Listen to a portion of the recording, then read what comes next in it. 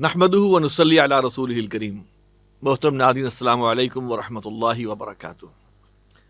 امیر سے ملاقات پروگرام ماہ اگست 2023 میں خوش آمدید۔ اس پروگرام میں حسب معمول شریک گفتگو ہیں جناب امیر تنظیم اسلامی شجاع الدین شیخ صاحب۔ السلام علیکم ورحمۃ اللہ۔ وعلیکم السلام ورحمۃ اللہ وبرکاتہ۔ پروگرام کے آغاز میں ہی ایسا ایک سوال ہے جو کہ میں سمجھتا ہوں کہ بہت سے لوگوں کے لیے بڑی جسے کہیں توجہ کا مرکز ہوگا۔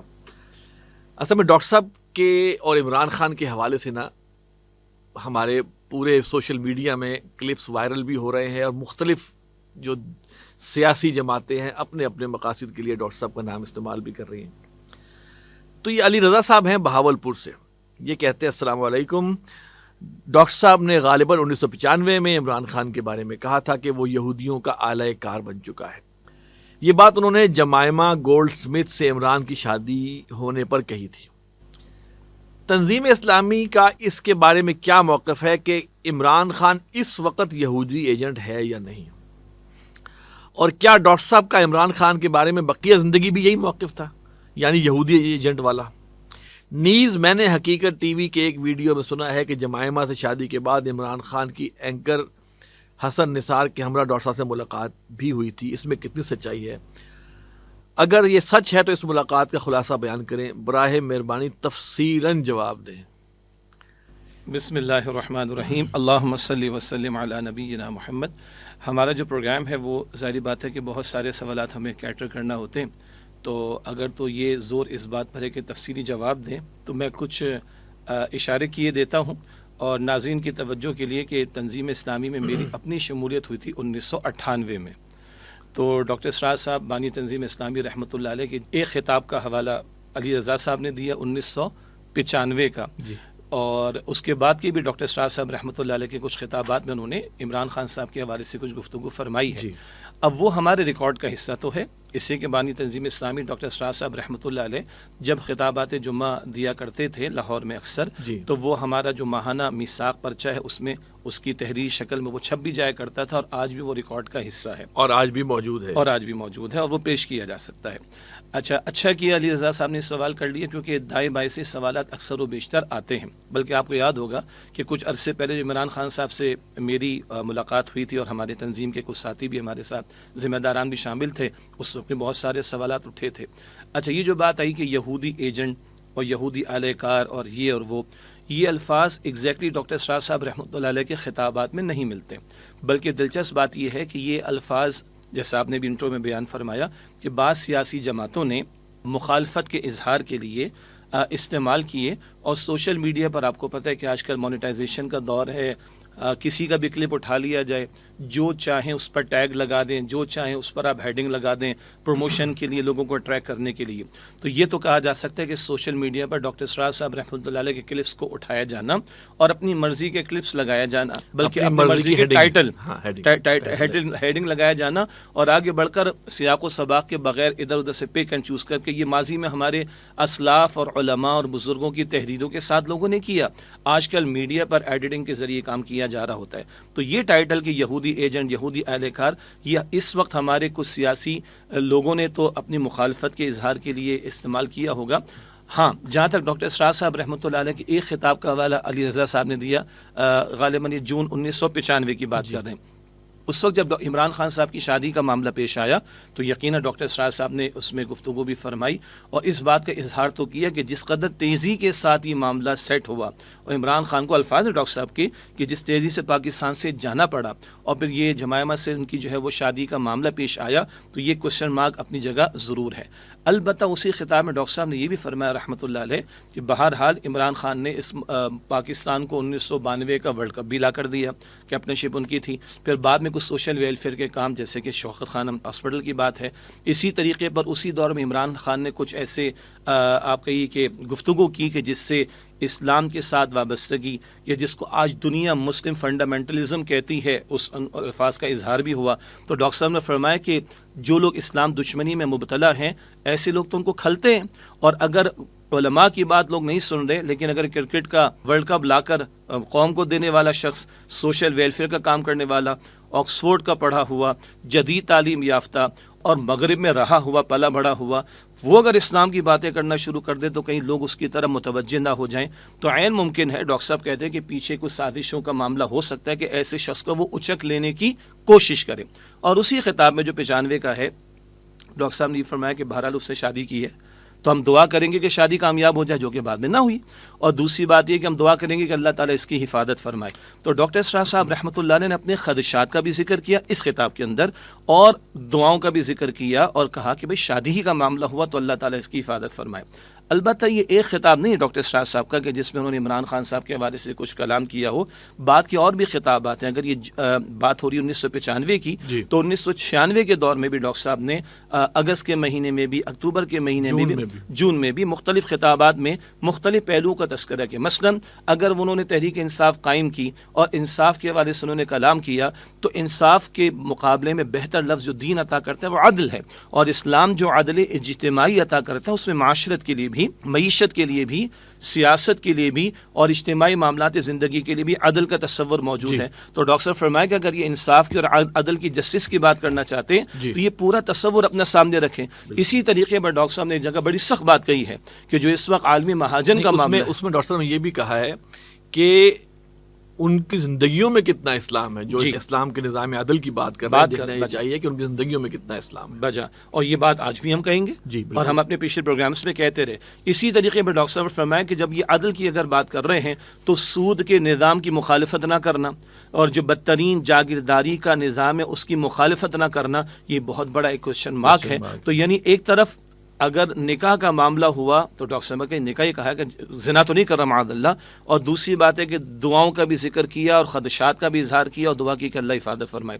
دوسری طرف اگر انہوں نے ایک سیاسی جماعت بنائی، اچھا ایک اور بات بھی ہے کہ جب ہینری کیسنجر جیسے لوگوں نے شادی میں شرکت کی ہو تو یہ سوالات تو جنم لیتے ہیں، اس سب کے باوجود خدشات کا بھی ڈاکٹر صاحب نے اظہار کیا اور دعا بھی کی ہے، اور بعد میں یہ ذکر کیا کہ اگر ایک تحریک انصاف کے نام سے پارٹی بنائی ہے تو اپنا پورا منشور سامنے رکھے، اور اگر اسلام کا نام لیتے تو زندگی میں بھی اسلام نظر آئے، اور اسلام کے عدل کی اگر بات کرتے تو جاگیرداری کی مخالفت ہونی چاہیے اور سود کی مخالفت ہونی چاہیے۔ یعنی وہ جو بات ہے نا الدین النصیحہ والی بات کہ دین نصح و خیر خواہی کے جذبے کا نام ہے، تو ڈاکٹر صاحب جو ہے وہ خطابات جمعہ میں اگر سیاسی تبصرے بھی کیا کرتے تھے اور افراد کا ذکر کرتے تھے تو مقصد یہی ہمارا بھی ہے اور ان کا بھی ہوا کرتا تھا کہ عدل کی بات کی جائے، نصح و خیر خواہی کے جذبے کے ساتھ بات کی جائے، کہیں ملک کی سالمیت کو کسی پہلو کے اعتبار سے خدشات لاحق ہوں اس کا تذکرہ کیا جائے، اور اس کی اصلاح کے لیے جو کوشش کی جا سکتی ہے اس پر متوجہ کیا جائے۔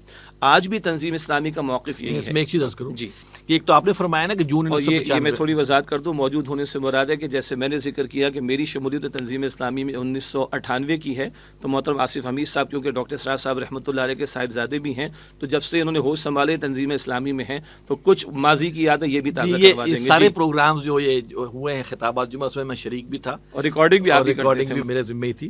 تو 1995 کا تو ڈاکٹر صاحب کا پورا خطاب ہے اور اس کی ہیڈنگ ہے سانحہ عمران خان۔ اچھا، سانحہ کا لفظ استعمال کیا ڈاکٹر صاحب نے۔ اس کے بعد جون 1996 میں ڈاکٹر صاحب نے، جیسے آپ نے فرمایا کہ انہوں نے کہا کہ تحریک انصاف جو انصاف کا ذکر کر رہی ہے وہ جو ہے وہ صرف ایک مغربی طرح کا انصاف ہے، اصل میں تو عدل کی بات ہونی چاہیے۔ اسی طرح اگست 1996 میں ڈاکٹر صاحب نے ایک بات کی ہے کہ عمران خان جسے بیرونی سرپرستی بھی حاصل ہے۔ اب دیکھیے یہاں پہ ڈاکٹر صاحب نے جب تحریک انصاف سامنے آئی اور اس کے جو مقاصد سامنے آئے، جو لوگ اس میں شامل ہوئے، لیکن باہر انہوں نے یہاں پر یہ اگست 1996 میں ڈاکٹر صاحب نے لکھا ہے کہ جسے بیرونی سرپرستی بھی حاصل، اور جیسے آپ نے فرمایا کہ جس شخص کی شادی میں ہینری کیسنجر بھی شریک ہو، یہ ڈاکٹر صاحب نے ایک کوسچن مارک دیا ہے۔ پھر ایک اور جو بیان ڈاکٹر صاحب کا اکتوبر 1996 کا ہے، اس میں آپ سے عرض کروں گا کہ یہاں ڈاکٹر صاحب نے کہا ہے صفحہ نمبر 7 میثاق، دوسری طرف عمران خان ہے جنہیں اس وقت عالمی مہاجن کے اعلی کار کی حیثیت حاصل ہے، وہ محض ایک مبہم سے انصاف کا نام لے رہے ہیں اور سودی معیشت اور جاگیرداری نظام کے سلسلے میں مسلسل خاموش ہیں۔ تو اس حوالے سے جو ہے یہ، چونکہ میں اس میں موجود رہا اور انہوں نے جو ذکر کیا نا کہ وہ جو میٹنگ ہوئی تھی میں اس میں تھا موجود، اور حسن نثار بھی تھے اور عمران خان بھی آئے تھے۔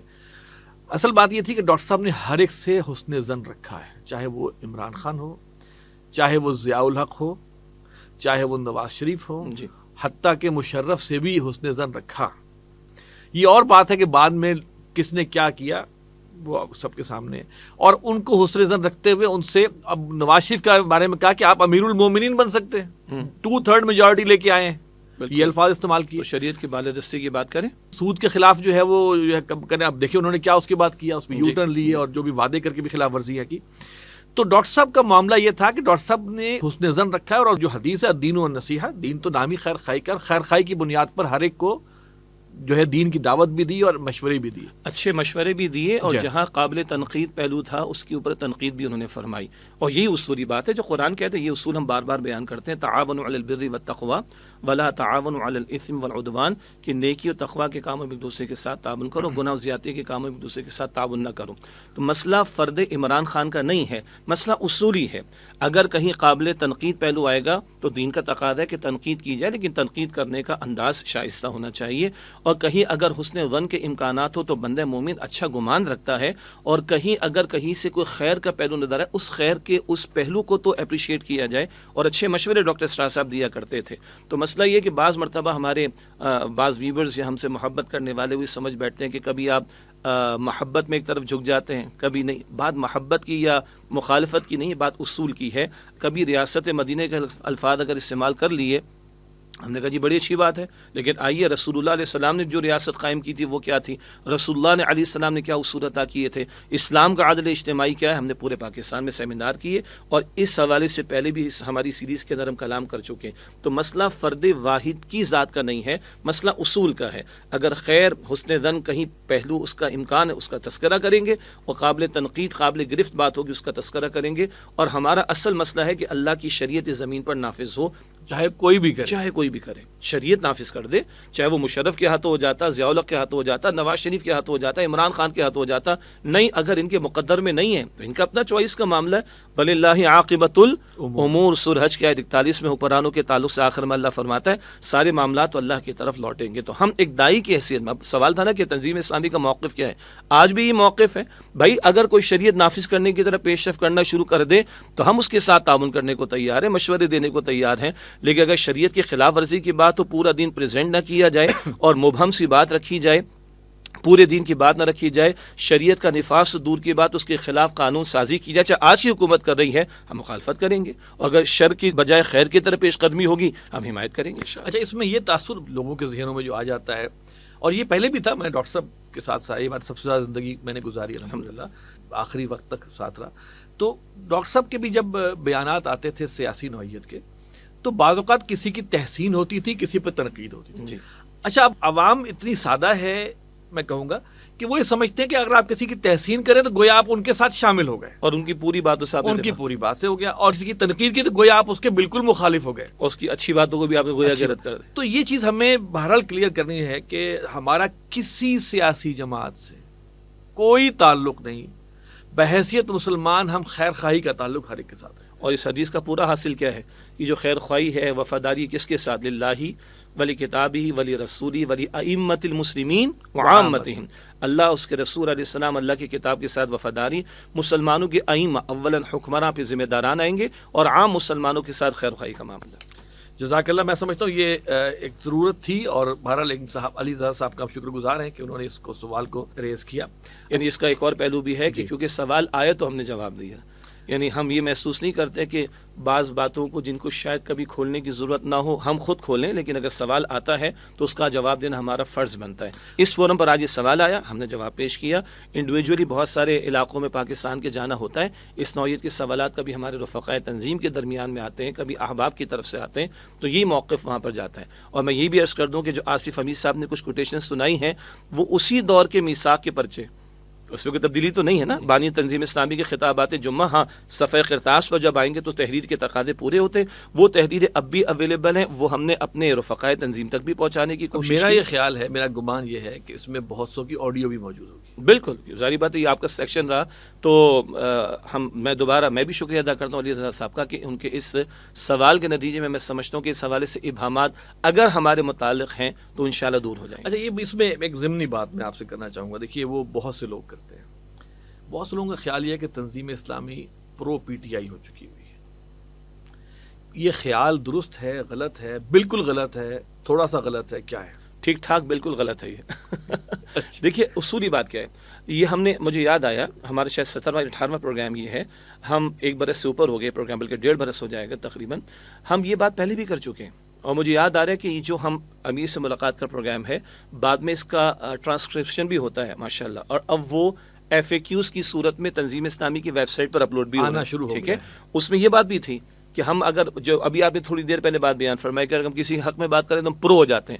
وہ بھائی اگر ذوالفقار علی بھٹو کے دور میں ایٹمی صلاحیت کی طرف پیش قدمی کا معاملہ ہوا یا قادیانیوں کو کافر قرار دینے کا معاملہ ہوا اور ہم اگر ذوالفقار علی بھٹو کی تحسین کریں گے تو کیا یہ مطلب یہ لیا جائے گا کہ ساری پیپلز پارٹی اور ساری پیپلز پارٹی کی ہر بات کی تحسین ہو رہی اور ہم زرداری صاحب سے بھی اور بلاول بھٹو سے بھی اور بے نظیر محترمہ سے بھی ہر ایک سے پورا اتفاق کریں؟ قطعاً نہیں. اسی طریقے پر اگر آج ماضی قریب میں اسحاق ڈار صاحب نے کہا جی ہم جو ہے وہ سود کے خاتمے کی طرف پیش رفت کر رہے ہیں اور ہم نے نیشنل بینک کی اسٹیٹ بینک کی اپیل واپس لے لی جو کہ فیڈرل شریعت کورٹ کے فیصلے کے خلاف تھی، تو ہم نے تحسین کی. اس کا یہ قطعاً مطلب تو نہیں کہ ہم نون لیگ کی ساری باتوں سے اتفاق کرتے ہیں. اگر عمران خان نے کبھی کہا کہ میں امریکہ سے نجات حاصل کرنی چاہیے تو ہم نے تحسین کی، یہ تو ہم بھی کہتے ہیں، لیکن اس کا یہ مطلب تو نہیں کہ عمران خان صاحب کی ساری باتوں سے ہمیں اتفاق ہے. اور اگلی بات ہے کہ تنظیم اسلامی کا تو منہج کیا ہے؟ ہم تو سمجھتے ہیں کہ انتخابی سیاست کے راستے کے ذریعے یہ بگڑا ہوا فرسودہ نظام بدل نہیں سکتا.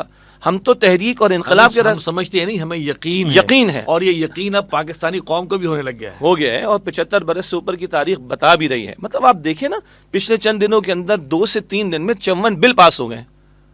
یعنی اتنی تو سانسیں لینے ظاہر بات ہے، سارے اجتماعی طور پر اگر لوگوں کو کہیں تو مشکل ہے، اور دھڑا دھڑ قانون بن رہے ہیں، لیکن اللہ کی شریعت کے ایک حکم کے نفاذ کے لیے قانون بنانے کو تیار نہیں ہو رہا. قانون بھی کسی ایجنڈے کے تحت بالکل سرو کر رہے ہیں، اللہ معاف کرے. تو ایسے قوانین ہے کہ لگتا ہے کہ جو بدکار اور فاسق لوگ ہیں ان کو پروٹیکشن دی جا رہی. تو یہ جو آپ کا سوال تھا کہ لگتا ہے بعض لوگ کہتے ہیں کہ تنظیم اسلامی پرو پی ٹی آئی ہے، وہ بھائی ریاست مدینہ کا نام لیا، بہت اچھی بات ہے. عمران خان صاحب سے ملاقات ہوئی، ہم نے ان سے بھی کہا کہ آپ ایک طرف ریاست مدینہ کی بات کریں، حضور نبی اکرم علیہ السلام کی بات کریں، اور آپ کے جلسوں کے اندر جو بینڈ باجے بجتے ہوں، ناچ گانا ہوتا ہو اور آزاد اختلاط مرد و عورت کا ہوتا ہو، یہ ہم کہہ کر آئے ان کے سامنے اور اپنے فورم پر بھی یہ بات کہی.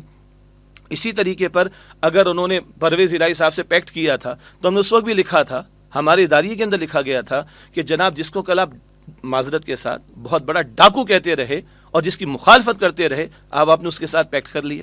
تو اگر کہیں قابل تنقید باتیں آئی اس کو بھی ہم نے ذکر کیا. تو اصولی بات وہی جو ایک حدیث اور ایک آیت پیش کی گئی، خیر کے کاموں میں تعاون اور شر کے کاموں میں مذمت کا معاملہ ہوگا، اور نصح و خیر خواہی کے جذبے کے ساتھ اچھے مشورے دیں گے. کبھی وہ کسی کے حق میں محسوس ہوں گے، کبھی وہ بظاہر کسی کے خلاف محسوس ہوں گے، لیکن یہ تبصرے نصح و خیر خواہی کے جذبے کے ساتھ ہیں. اور ہم یہ سمجھتے ہیں کہ جب تک اسلامی انقلاب برپا نہیں ہوتا تو نظام تو ہم نے چلانا، تو اس نظام کی درستگی اور بہتری کے لیے کیا مشورے ہو سکتے ہیں وہ ہم تبصرے کے طور پر دیں گے، لیکن اس کا یہ قطعاً مطلب نہیں کہ ہم فلاں کے پرو ہو گئے اور فلاں کے اگینسٹ ہو گئے. جزاک اللہ خیر. اچھا سر، دوسرا ایک اور معاملہ وہ بھی بڑا اہم ہے، وہ ہمارے شمیم آفریدی صاحب ہیں لاہور سے، انہوں نے ایک سوال کیا ہے. السلام علیکم ورحمۃ اللہ وبرکاتہ. وعلیکم السلام. بہاولپور میں جو واقعہ ہوا ہے اسلامیہ یونیورسٹی میں، اس پر روشنی ڈالیں اور یہ بتائیں کہ ایسے واقعات کیوں ہوتے ہیں اور کس طرح اس قسم کے واقعات کو کم کیا جا سکتا ہے.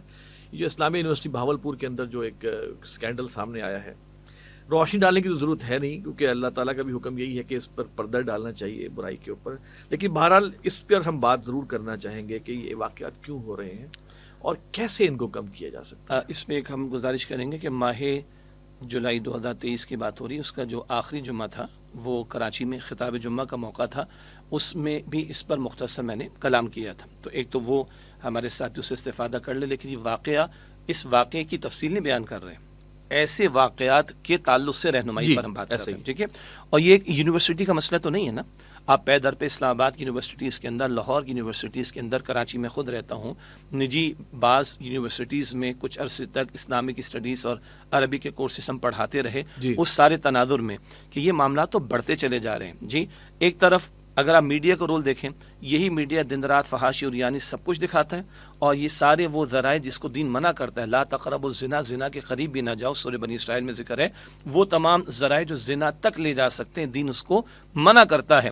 دن رات یہ میڈیا لگا ہوا ہے، اور جب کبھی کسی بچی کا ریپ ہوتا ہے، اللہ معاف رکھے، یا اس طرح کے اسکینڈلز پیش آتے ہیں تو آسمان سر پر اٹھا لیتے ہیں. تو بھائی آپ نے ہی تو یہ ساری آگ لگائی جس کے نتیجے میں اب یہ تباہیاں کھل کر سامنے آ رہی ہیں. تباہی تو آ چکی ہے، کئی دبی ہوئی ابھی ہوگی، لیکن اب یہ کھل کر باتیں سامنے آ گئیں. یہ ایک یونیورسٹی کا معاملہ نہیں، اور اس کے ملٹی ڈائمینشنل قسم کے پہلو ہیں. فار ایگزامپل ایک طرف وہ طالبات ہیں کہ جن کے دماغوں میں ڈال دیا کہ تمہارے اچھے مارکس آئیں گے تو یا تو کوالیفیکیشن اچھی ملے گی تو رشتے اچھے آئیں گے، اور یا کل تم نے بھی معاش کی دوڑ میں آگے جانا ہے۔ اب وہ نمبر کا اتنا کریز ہے لڑکوں پر بھی لڑکیوں پر بھی، وہ اس کے لیے کچھ بھی کرنے کو تیار ہے۔ منشیات کے والد صاحب جانتے، لاکھوں طلبہ ہمارے اس ملک کے اور نوجوان اس نشے کے چکر میں کہاں تک چلے گئے، فلاں نشہ استعمال کر لو، 3 دن تک جاگتے رہو گے، ایگزام کی تیاری بہترین ہوگی، پیپر بڑا زبردست اٹیمپٹ ہوگا، اس کے بعد جو صحت کا بیڑا غرق ہونا ہے وہ ڈاکٹر سے جا کے آپ معلوم کیجئے۔ نمبر کا چکر، اب اس نمبر کے اندر کبھی اسائنمنٹس ہوتے ہیں، وہ ڈیپینڈ کرتا ہے ٹیچر کے اوپر، اسی طرح جو سیمسٹر سسٹمز ہیں ہمارے معاشرے کے اندر، ہمارے تعلیمی نظام کے اندر، وہ سارا ڈیپینڈ کرتا ہے ٹیچر کو آپ خوش رکھیں تو آپ کے نمبر بہت اچھے جائیں، اور اللہ معاف رکھے تعلیمی اداروں میں تو نمبرز کا معاملہ، اور دیگر کمرشل اداروں کے اندر اور نجی اداروں کے اندر پروموشن کا معاملہ، اس کے چکر میں خوش کرنے میں بندہ اللہ اپنے زبان میں رکھے کہاں تک چلا گیا اور لوگ کہاں تک جا رہے ہیں، یہ اسی کے شاخسانے۔ تو ایک طرف وہ نمبر کا کریز، اس کے پیچھے کیا ہے، نمبر اچھے تو رشتہ اچھا ہوگا، نمبر اچھے ہوں گے تو کوالیفیکیشن اچھی ہوگی، نمبر اچھے ہوں گے تو جاب اچھے ملے گی۔ اس کے پیچھے بھی نقطہ کیا ہے کہ رازق اللہ کو نہیں مانا جا رہا، شاید وہ ڈگری کو اور کوالیفیکیشن کو، نمبر کو، یہ وہ پریشر ہے جو ماں باپ کی طرف سے یا سوسائٹی کی طرف سے آتا ہے، تو ماں باپ سوسائٹی کا بھی اس میں بہت بڑا رول آئے گا۔ پھر شریعت نے سطر کے احکامات دیے، حجاب کے احکامات دیے، پردے کے احکامات دیے، نگاہوں کی حفاظت کے احکامات دیے، نکاح کو آسان بنانے کے احکامات دیے، زنا کے راستوں کو بند کرنے کی بات کی، شریعت نے فحش لٹریچر وغیرہ پر پابندی لگائی، وہ تمام ذرائع مرد اور عورت کا آزاد اختلاط اس پر پابندی لگائی، سیگریگیشن کی بات کی، مرد کا دائرہ کار الگ، عورت کا دائرہ کار الگ۔ ان تعلیمات کو جب ہم بیان کریں تو یہی میڈیا دن رات لبرل میڈیا، لبرل طبقات کہتے ہیں یہ دقیانوس قسم کے لوگ ہیں، انا للہ و انا الیہ راجعون۔ اور آج جب یہ نتائج نکل رہے ہیں تو سر پکڑ کر بیٹھے ہوئے، بٹ نیچرل نتیجے نکل رہے ہیں۔ اگر بھائی آپ پیٹرول کے پاس ماچس کی تیلی جلائیں گے تو کیا ہوگا؟ وہ تو پیٹرول پمپ کے پاس تو وہ موبائل بھی آن نہیں کرنے دیتے جی، کہ ذرا کی تیلی تو دور کی بات ہے، تو وہاں پھول تو نہیں جھڑیں گے، وہاں دھماکہ ہی ہونا ہے، تو دھماکے تو ہو رہے ہیں۔ اسی طریقے میں ہر تھوڑی دیر میں اخبارات میں خبریں پڑھتے ہیں لڑکیاں گھروں سے بھاگ رہی، اور جناب کوئی ادھر بھاگ رہی ہے، کوئی ادھر بھاگ رہی ہے، وہ کورٹ کی پروٹیکشن، کیا ہے آخر سارا؟ یہ وہ شاخسان ہے کہ جو شریعت نے معاشرت کے لیے تعلیمات عطا کی ان کو ہم نے فراموش کیا۔ دوسری طرف اللہ کے رزاقیت پر اعتماد نہیں، تو یہ نمبر کا گیم اور پروموشن کے چکر میں ساری حدیں پار کرنے کا معاملہ۔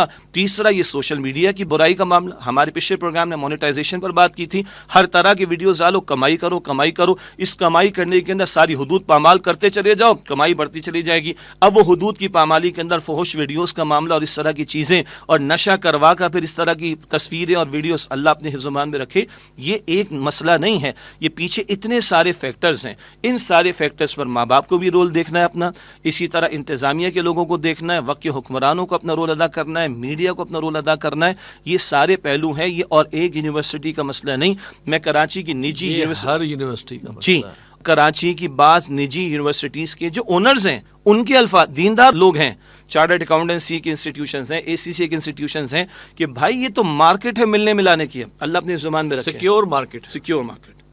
تو یہ ایک مسئلہ نہیں ہے، اس مسئلے کے بہت سارے ڈائمینشنز ہیں، اس پر کلام ہونا چاہیے۔ سر دستوں میں اتنے عرض کر رہا ہوں کہ سطر اور حجاب کے احکامات، نکاح کے عمل کو آسان کرنا، آزاد اختلاط مرد اور عورت کا یہیں پر لے کے جائے گا، اور خدارہ لڑکیوں کی ذمہ شریعت نے کیا ذمہ داری لگائی ہے اس کو وہ تعلیم و تربیت دیں، اور معاش کی ذمہ داری مرد پر ڈالے گی، اس کو اس راستے پر ڈالنے کی کوشش کریں۔ ماں باپ اگر نمبروں کے چکر میں پڑے تو دیکھو صحیح ادارے کس ادارے میں بھیج رہے ہیں، کس ماحول کے اندر بھیج رہے ہیں، اور کیوں بھیج رہے ہیں، اور کس حد تک بھیجنے کی ضرورت ہے، اور لڑکیوں کی تعلیم کیا ہونی چاہیے، لڑکوں کی تعلیم کیا، یہ سارے پہلو ماں باپ بھی، انتظامیہ کے لوگ بھی، حکمراں بھی، میڈیا بھی، ہم سب کو اپنا رول ادا کرنا پڑے گا، ورنہ اللہ معاف رکھے کہ وہ معاشرے جہاں نکاح کا انسٹیٹیوشن ختم، وہاں پر آپ کو جو کچھ تباہی نظر آ رہی، وہی تباہی ہمارے سرور مسلط ہے۔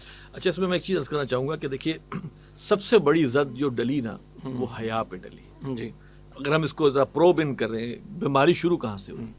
جب حیا پر زد کیسے ڈلی کہ ڈراموں میں، فلموں میں، تو خاص طور پہ جو ویسٹرن موویز ہیں اس میں تو یہ بتایا گیا کہ ہیرو جو ہوتا ہے نا وہ تو اس کے لیے تو غلط تعلق تو ہیرو کی ایک کریکٹرسٹکس میں شامل ہے، لازمی سی۔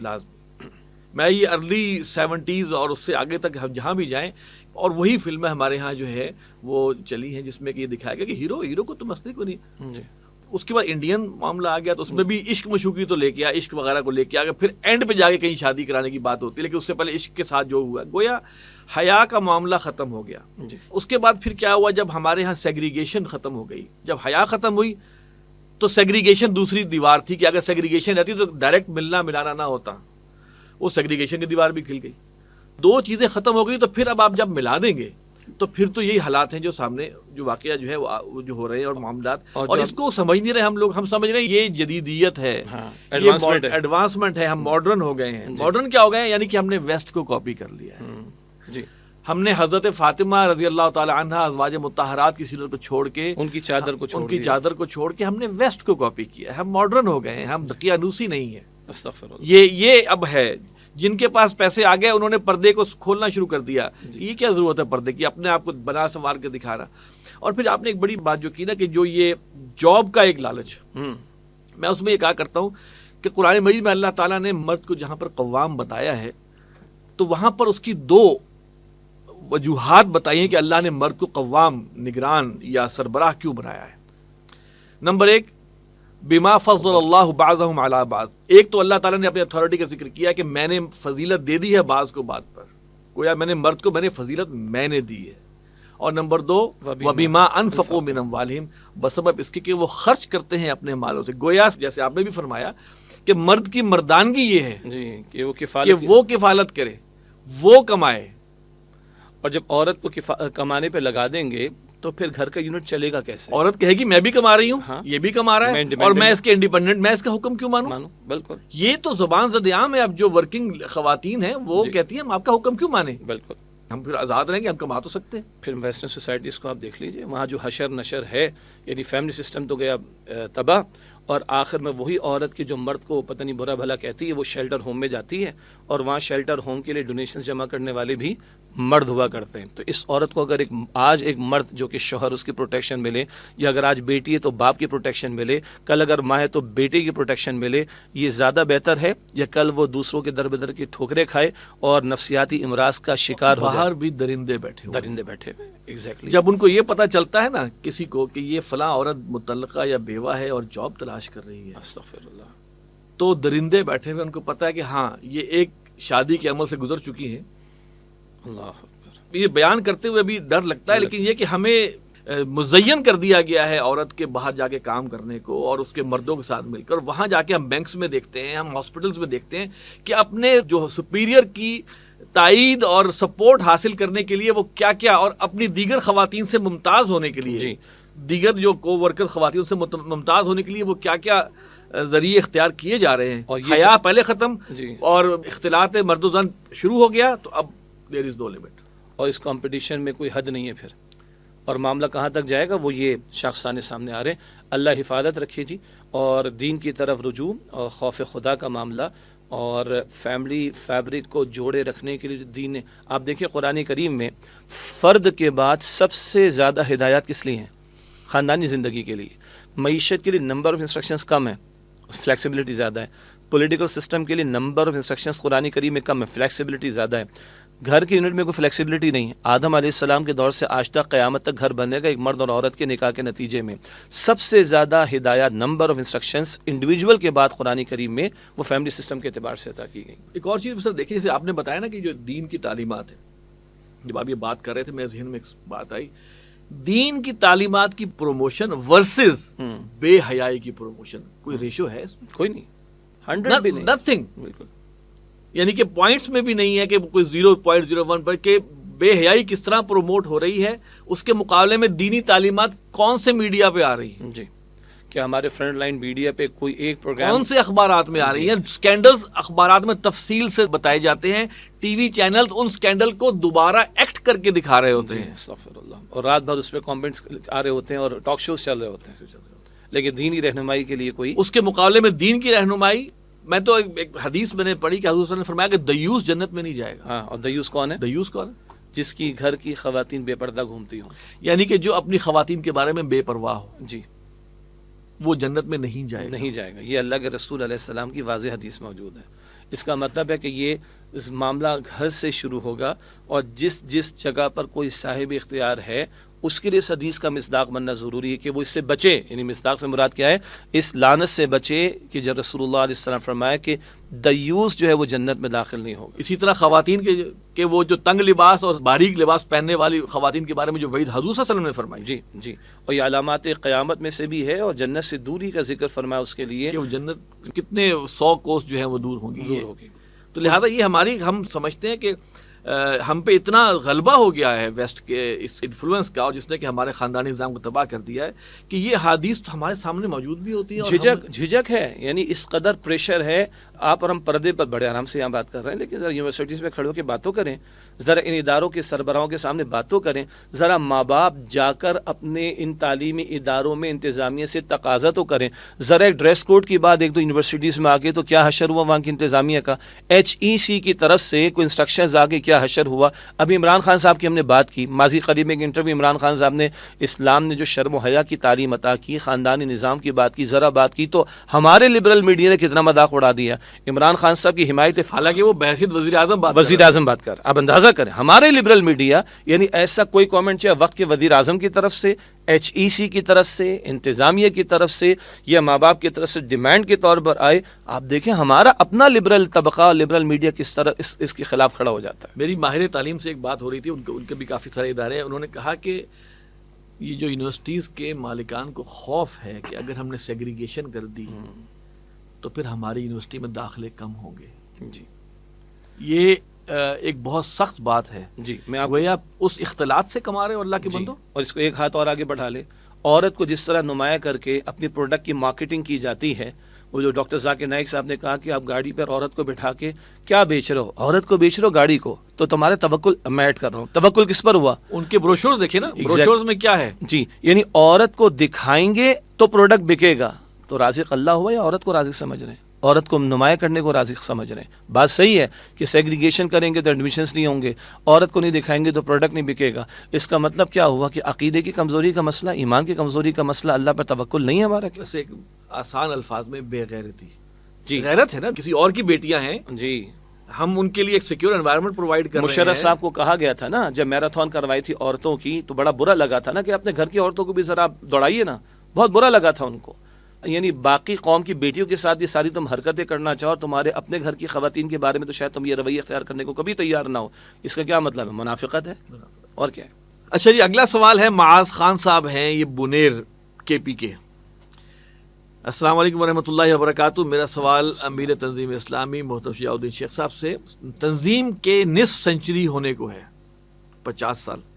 ابھی تک نہ ملک کے پاکستان کے سرکاری اداروں میں اسلامی نظام کے اثرات دکھائی دیتا ہے اور نہ معاشرے میں. اسلامی ریاست بنانے میں شاید 100 سال بھی کم ہیں، لیکن ابھی تک ہم نے ایک سوسائٹی بھی تعمیر نہیں کی. ابھی سوسائٹی سے پتہ نہیں کیا مراد دے رہے ہیں، جس میں اپنے تنظیم کے لوگ ایک اسلامی طرز عمل پر زندگی گزارے، ایک امام کے پیچھے ایک مقصد کو لے کر ایک زندگی گزارے. اس سوسائٹی کے اندر روز مرہ میں جو غیر شرعی رواج ہے اس کو دفن کر کے اسلامی طرز رواج قائم کریں، اس سوسائٹی میں پردہ عام کریں. یعنی ایک اسلامی سوسائٹی کے نمونے کو ابھی تک کیوں پیش نہیں کیا گیا؟ ابھی تک تنظیم اسلامی کی اپنی سوسائٹی کیوں نہیں بنی؟ کیا اس میں بھی یہی قانونی دشواری ہے؟ برائے مہربانی رہنمائی فرمائیں. میرے خیال میں سوسائٹی سے مراد یہ ہے کہ کوئی وہ جس طرح کی ٹاؤنز بنے ہوں، تو تنظیم ٹاؤن کیوں نہیں بنا؟ تنظیم ٹاؤن بنا کے ایک ہم ماڈل ٹاؤن جو ہے وہ پیش کر دیں. ہاں تنظیم. اچھا پہلی بات ہے کہ ہمارے بھائی بنیر سے تعلق رکھتے ہیں، اور ہمیں یہ اپریشیٹ کرنا چاہیے کہ اتنی اردو میں انہوں نے سوال ہمیں بھجوایا. ٹھیک ہے، ہم تو شاید 2 جملے بھی پشتو میں نہ بول سکیں، بالکل انہوں نے پوری اردو کے اندر سوال، تو ہمیں اپریشیٹ کرنا چاہیے. دوسری بات یہ ہے کہ یہ درد مندی اور فکر مندی ہم سب کو ہونی چاہیے. یعنی تنظیم کی عمر اگر کم و بیش، ایسے بھائی نے کہا کہ 50 سال، 75 میں تنظیم کا قیام عمل میں آیا، اور تو پاکستان کو بھی 47 سے لے کے آج تک 77 برس ہونے کو آ گئے ہیں. تو اور انہوں نے آگے خود وضاحت بھی فرما دی کہ شاید 100 برس لگیں گے، نسلیں لگ جائیں گی. ہمیں اس بات کی فکر نہیں کرنی، ہمیں اس بات کی فکر کرنی کہ ہم اپنا پارٹ پلے کر رہے ہیں کہ نہیں. جی. جس وقت میں اور آپ یہ کلام کر رہے ہیں، ہمارے بھائی یہ پروگرام دیکھ رہے ہوں گے، میں کہوں رائٹ ناؤ مجھے اور آپ کو موت آ جائے تو ہم مرنے کو تیار ہیں کہ نہیں. اس سے پہلے ہمیں اپنا حصہ ہمیں ڈالنا ہے. اگلی بات، تنظیم ایسا ٹاؤن، تو جیسے آپ نے وضاحت فرما دی کہ بات ٹاؤن کی نہیں ہے. ہم پاکستان، مملکت خداداد پاکستان میں رہتے ہیں. یہاں بہرحال ایک نظام ہے، ایک حکومت موجود ہے، یہاں کی کرنسی ہے، یہاں کا ایک ملکی قانون ہے، وغیرہ وغیرہ. اس کو ہم کہیں گے ایک سائزبل خطہ زمین جو آج کل کے اعتبار سے وہ ملک کہلاتا ہے، اس کی سطح پر ہمیں کوشش کرنی. پھر اللہ توفیق دے گا تو جب ایک دفعہ نظام قائم ہوگا تو وہ آگے بھی ایکسپورٹ ہوگا. تب تک کیا ہے، 4 مرحلے بہت اہم ہیں. ایک ہے فرد، ایک ہے گھر، ایک ہے معاشرہ، ایک ہے ریاست کا نظام. تو فرد سے بات شروع ہو. رسول اللہ علیہ السلام اکیلے کھڑے ہوئے اور اول پہلے ہی دن 4 قریبی لوگ ایمان لے آئے. بی بی خدیجہ رضی اللہ تعالیٰ عنہ، سیدنا علی رضی اللہ عنہ، صدیق اکبر رضی اللہ تعالیٰ عنہ، زید بن حارثہ رضی اللہ تعالیٰ عنہ، ٹھیک، یعنی ایک غلام ہے، ایک کزن جو کہ چھوٹی عمر کے ہیں، اور ایک دوست ہیں، اور ایک آپ کی زوجہ، گھر آ گیا. پھر اللہ کے رسول علیہ السلام نے 13 برس تو ایک جماعت تیار کی، اور اس جماعت کو مدینہ شریف پہنچتے ایک معاشرہ قائم کرنے کا موقع ملا، تو ایک معاشرت قائم ہوئی، اور وہ جد و جہد پھر جب قتال کے مرحلے میں داخل ہوئی تا آ کے پھر فتح مکہ کے بعد نظام قائم ہوا. تو فرد، گھر، یہ ہمارے اختیار میں ہے. پھر ہے معاشرہ، جس معاشرے میں آپ اور ہم تنظیم اسلامی کے رفقا بھی رہ رہے ہیں. تو اب سوال ہے کہ ابھی تنظیم اسلامی نے کوئی سوسائٹی قائم کر کے دکھائی، تو اس کی تو میں نے نفی کر دی کہ آپ کہیں کوئی ٹاؤن شپ ہم لے لیں، ایک ٹاؤن لے لیں، 50 100 1000 گھر ہوں، اور وہاں پر تو بھائی وہاں سکہ کس کا چلے گا؟ وہاں عدالتی فیصلے کہاں سے لیں گے؟ وہاں اگر خدا نخواستہ کو چوری وغیرہ ہو جائے گی تو کہاں جائیں گے؟ بٹ نیچرل اسی مملکت خدادات میں اب رہ رہے ہیں، تو اس کے نظام کی تبدیلی تک یہ فرد، گھر اور معاشرے کی محنت چلے گی. اس سطح پر جیسے نے کہا کہ شرعی رواج کے خلاف جو بات، یا شرعی تعلیم کے خلاف جو رواج، اس کو ختم کرنے کی کوشش کی جائے، تو ہاں ہم کہیں گے ہمارے انفرادی سطح پر بہت سارے رفقا کوشش میں لگے ہوئے ہیں، اور ہم سب اس معاشرے کا حصہ ہیں. کمی کس کے اندر نہیں ہے، ہرڈلز کس کے اندر نہیں ہے. مثلا میں ایک بات کہوں، نکاح کو آسان کرنے کا معاملہ، تو ڈاکٹر اسرار صاحب رحمۃ اللہ علیہ نے اس کے تعلق سے پوری تحریک چلائی، اور ہمارے اب بھی بہت سے رفقا ہیں جن کی بیٹیوں کے نکاح مسجد میں ہوتے ہیں، بیٹیاں مسجد سے رخصت ہوتی ہیں، اور سنت کی تعلیم کے مطابق ایک ولیمے کی دعوت ہوتی ہے. کمی بیشی ہوگی لیکن اس پر ہم کو عمل پیرا ہونے کی کوشش کر رہے ہیں. ہماری بہت سی خواتین ہمارے گھرانوں کی ہیں جو باقاعدہ شرعی پردے کا الحمدللہ اہتمام کرتی ہیں، جبکہ اس معاشرے میں تصور نہیں. اب اگلی بات کہوں گا، ہیں بھی ہمارے بنیر کے ساتھی، کہ ہمارے ہاں تو معاشرے میں دوسرے نکاح کو تقریباً متروک کر دیا گیا، لیکن تنظیم اسلامی میں ناظرین کی اطلاع کے لیے کافی ایسے حضرات ہیں کہ جنہوں نے دوسرا نکاح کر رکھا ہے الحمدللہ، بشمول امیر تنظیم اسلامی کے، اور جنہوں نے کوشش کی ہے کہ بھئی اس سنت کو بھی زندہ کرنے کی کوشش کی جائے. اسی طرح اپنے بچوں کی تربیت کی کوشش کرنا، ان کے اوپر تو ہمارا حکم چلتا ہے اور چلنا چاہیے. تو گھر میں وہ ماحول جس کو ہم کہتے ہیں گھریلو اسرہ گھروں میں قائم کیا جائے، گھر میں وہ ماحول دینے کے لیے دینی تعلیم و تربیت کا بندوبست کیا جائے. پھر رفقائے تنظیم کو جوڑا جائے کہ آپس میں نہ صرف کہ ان کے تعلقات ہوں، بلکہ اللہ توفیق عطا فرمائے کہ نکاح سے متعلقہ معاملات بھی آپس میں ایک دوسرے کے ساتھ ہو، تاکہ بانڈنگ اور مضبوط ہو. یہ کام بہت سی اور اجتماعیتیں بھی کر رہی ہیں، بہت سے اور دینی ادارے بھی کر رہے ہیں. فرد کی اصلاح کا معاملہ، گھر کی اصلاح کا معاملہ، معاشرت کی اصلاح کا معاملہ، یہ تو فوری بس میں ہے. اس سے آگے جب ہم نظام کی بات کریں گے تو وہ نظام کی تبدیلی کے لیے، جیسے بھائی نے 100 برس کہہ دیے، چلیے اللہ ان کو جزائے خیر عطا فرمائے، وہ ہمیں نہیں معلوم کہ وہ نظام کب قائم ہوگا. لوگ کہتے ہیں کتنا انتظار کریں، میں نے کہا کم سے کم 950 برس کا انتظار تو کر لیں. نوح علیہ السلام کا حوصلہ تو دیکھیں. تو اس کی سطح پر جانے کے لیے ہمیں اجتماعیت کو مضبوط کر کے انقلابی جد و جہد کو تیز کرنا ہے. البتہ جو ہمارے دائرے اختیار میں ہماری ذات، ہمارا گھر اور ہماری معاشرت ہے، اس میں کوشش ہے، اس کوشش میں بہت کمی ہے، اس میں اضافے کی ضرورت ہے، بہتری کی ضرورت ہے. یہ ہم چاہتے ہیں کہ اس میں پیش رفت. میں اس میں ایک مزیدار چیز ایڈ کروں جی جی کہ تنظیم اسلامی نے ایکچوئل سوسائٹی تو نہیں بنائی جی، ایکچوئل ٹاؤن تو، لیکن ورچوئل ٹاؤن ضرور بنایا ہے. وجہ یعنی کہ ہم یہ چاہتے ہیں کہ رفقا جو بھی تنظیم میں ہیں یا جو بھی ایسے لوگ ہیں، ان کا ملنا ملانا آپس میں، خواہ کہیں بھی رہتے ہوں، جی، ان کی سوچ ایک جیسی ہو، پردے کے حوالے سے، دین پر عمل کے حوالے سے، اپنے گھر میں دین کو نافذ کرنے کے حوالے سے، حرام سے بچنے کے، حرام سے کنیکٹڈ رہیں. بالکل. تو یعنی کہ ملنا ملانا، اگر ہم مقصد اور دیندار لوگوں میں ملنا ملانا فیملیز کا ہوگا تو گویا بچوں کو بھی ہم وہ چیز وہ انکلکیٹ مل کر رہے سکتے ہوں. ہیں، خواتین کو بھی مل سکتی ہے. لہٰذا یہاں سے تو ہم کر سکتے ہیں نا. ایگزیکٹلی. اور اس میں تو ہمیں کوئی معنی نہیں ہے. بالکل. ہمارا ہنسنا، کھیلنا، اٹھنا بیٹھنا، اگر ہمارے کونوا مع الصادقین والی جو بات ہے وہ تو ہم کر سکتے ہیں. بجا تو وہ تو ہم آج بھی کر سکتے ہیں، اور وہ کوئی بھی دیندار ہے. اور یہی جو منتخب نصاب بانی تنظیم اسلامی ڈاکٹر اسرار صاحب کا معروف ہے رحمۃ اللہ علیہ، جس کا آغاز سورہ عصر سے ہوتا ہے، وتواصوا بالحق والی بات، کے مل جل کر یہ ملنا ملانا، تعلیم، تربیت، یاد دہانی، اصلاح کا عمل، ایک دوسرے کو دیکھ کے ذوق و شوق پیدا ہونا، موٹیویشن، ہاں یہ پاسبل ہے، یہ میں کر سکتا ہوں.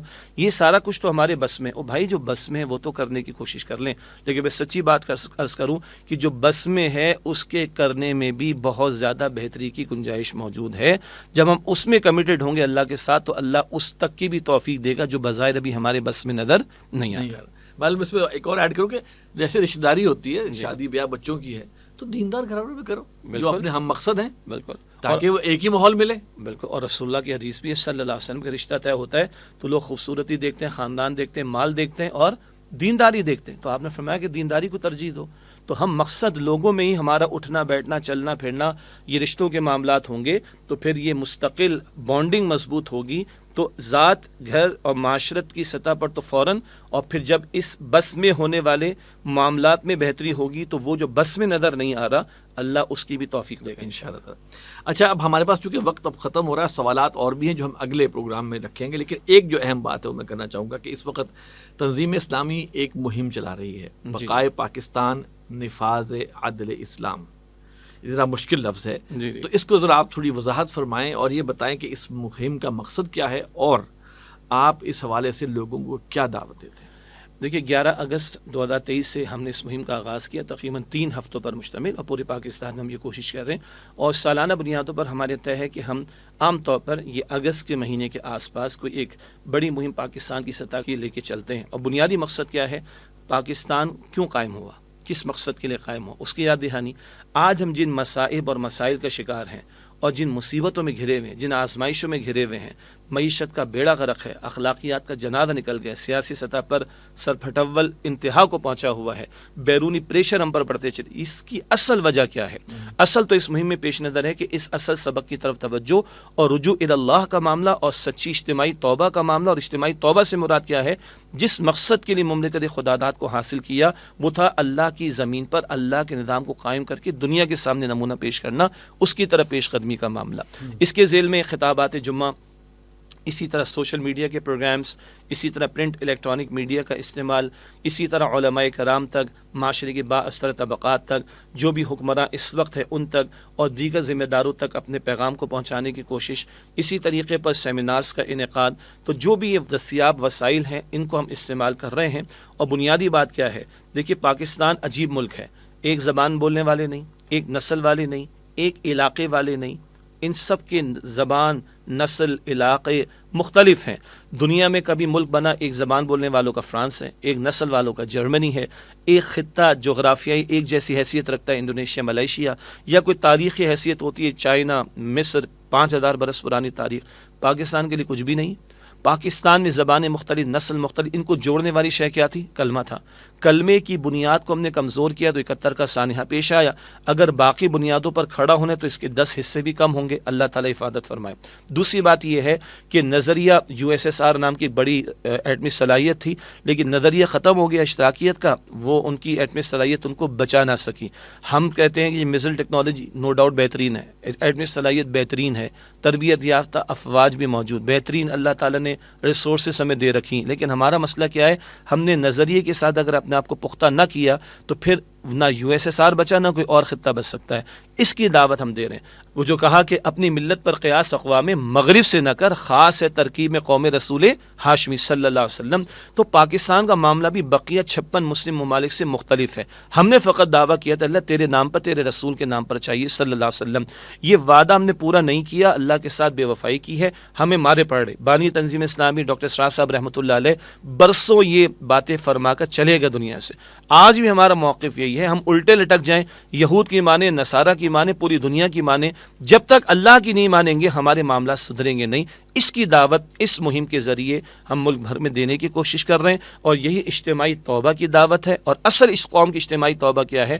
جس نام پر ملک کو لیا تھا، جب تک شریعت کے نفاذ کی طرف پیش قدمی نہیں ہوگی اللہ کی رحمت ہمارے شامل حال نہیں ہو سکتی۔ اچھا، اس میں ایک بڑی سادہ سی ایک چیز ہے، میں ابھی آپ گفتگو کرتے تو میرے ذہن میں آئی۔ دیکھیے نفاذ اسلام سے کیا مراد ہے؟ ایک شخص اپنے اوپر نفاذ اسلام اگر نہیں کرتا تو وہ بدکار بھی ہوگا، وہ بد عہد بھی ہوگا، وہ خائن بھی ہوگا، گویا اس نے اپنے اوپر اسلام کو نہیں کیا تو یہ چیزیں نکل آئیں۔ جی اچھا، یہی ہم کہیں اگر معاشرے میں اگر وہ بندہ اسلام پر ہوگا تو نہ وہ بدکار ہوگا، نہ وہ خائن ہوگا، نہ وہ بد عہد ہوگا، نہ بد اخلاق ہوگا۔ صحیح۔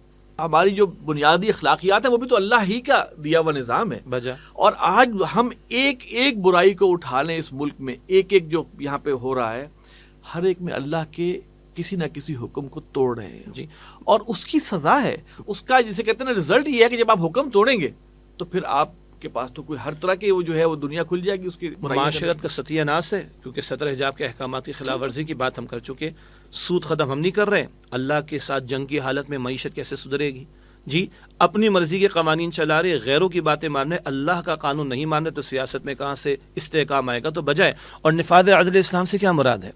عدل گھرانے میں بھی. اچھا عام طور پر مشہور عدل فقط دو بیویوں کے درمیان ہوتا ہے، نہیں، عدل اولاد کے درمیان بھی ہوتا ہے، عدل امپلائیز کے درمیان بھی ہوتا ہے، عدل معاشرے کی دیگر طبقات کے ساتھ بھی ہوتا ہے. تو یہ عدل کا نفاذ میری ذات سے، میرے گھر سے، جو ہم نے ابھی بات کی، ذات، گھر، معاشرت، فوراً کوشش اور نظام کی سطح پر جد و جہد. اور بجا فرمایا جب میں اپنی ذات پر اسلام پر عمل کروں گا، ذات میں اسلام پر عمل کروں گا، تو میری ذات دوسروں کے لیے نفع کا باعث بنے گی، رحمت ہوگی. اور جب میں 24 کروڑ کی سطح کے نظام میں اسلام کو نافذ کرنے کی طرف آؤں گا تو عدالت کے فیصلے شریعت کے مطابق ہوں گے. تو شریعت تو نعمت ہے نا. معیشت کے اندر فیصلے شریعت کے مطابق ہوں گے تو نعمت ہوں گے نا.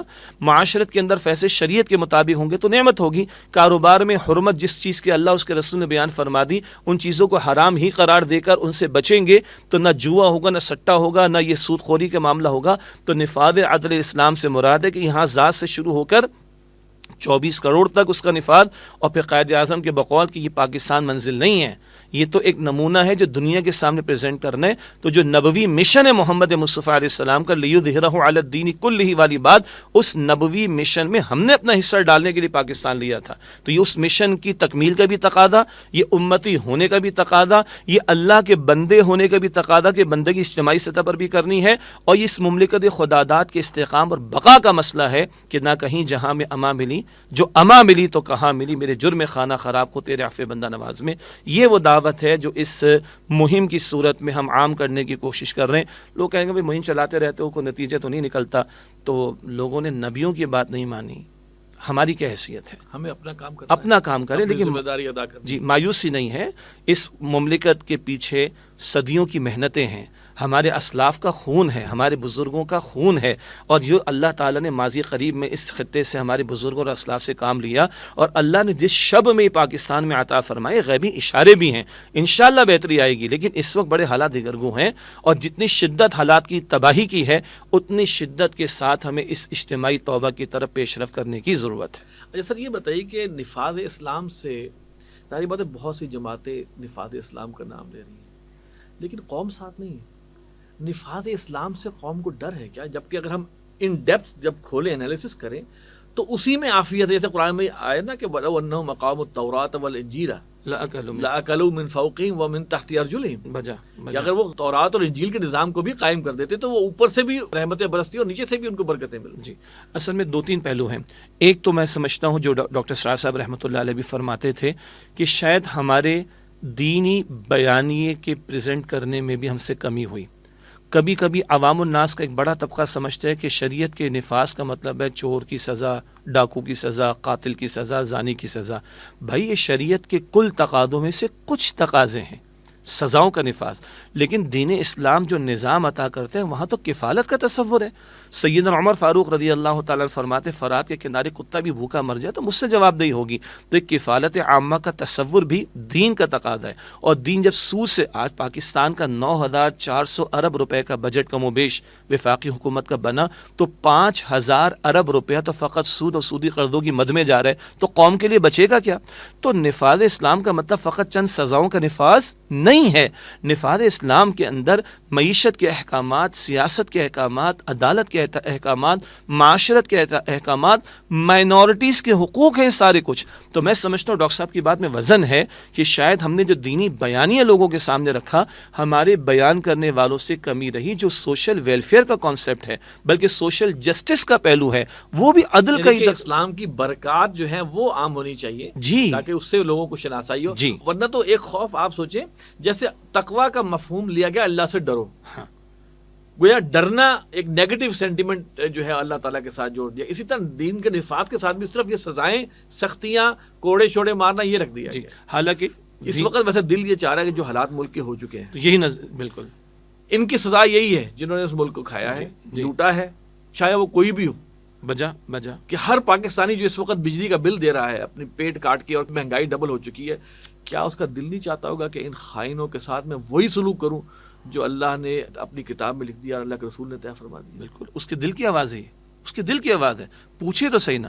اچھا ایک طرف تو یہ ہمارے بیان کرنے میں کمی، دوسرا جب تھوڑی دیر پہلے بات آئی، باقی سارے شیطانی کاموں کی پروموشن تو 100% سے زیادہ ہو رہی ہے، اور دین کے پروموشن کی بات کتنی ہو رہی ہے، اس کو بھی غور کیجئے. اسی طرح اس وقت جو دجالی تہذیب کا غلغلہ اور جو دین دشمنوں کا غلبہ اور ان کی سازشیں، بہرحال اس سارے کے اندر رہ کر ہی ہمیں یہ باتیں بیان کرنی ہیں. تو ہم اپنے حصے کا کام کریں، اور اپنے حصے کے اس کام کے اندر جو آپ نے فرمایا نا کہ دین کی برکات بھی لوگوں کے سامنے رکھیں. دین کی ضرورت کیوں ہے؟ آج کل تو خدا کی ذات کے بارے میں بحث ہو رہی، یعنی ایتھیزم سب سے گروئنگ تصور ہے جو اس وقت آپ انٹرنیٹ پہ آپ دیکھ سکتے ہیں. اور پاکستان کے اندر ایتھیسٹ سوسائٹی اویلیبل ہے، 1 لاکھ کے قریب کم و بیش اس کے ممبرز ہیں. خدا کا انکار دھڑلے کے ساتھ کیا جا رہا ہے سوشل میڈیا پر بیٹھ کر. اس سارے انوائرمنٹ کے اندر ہم نے بہرحال دین کو پریزنٹ کرنا ہے، اور آج کے لیے دین کی رہنمائی کو پریزنٹ کرنا ہے، اور اس کی برکات کو بھی پریزنٹ کرنا ہے. اور یہ خوف نکالنا ہے کہ تم نے صرف یہ سمجھا کہ چور کی سزا ملے گی. اچھا ویسے دلچسپ بات کیا ہے، چوری کی سزا سے پریشانی کس کو ہونی چاہیے؟ چور کو نا، شریف آدمی کو تو نہیں. قاتل کی سزا سے پریشانی کس کو ہونی چاہیے؟ جس نے قتل کرنا ہے.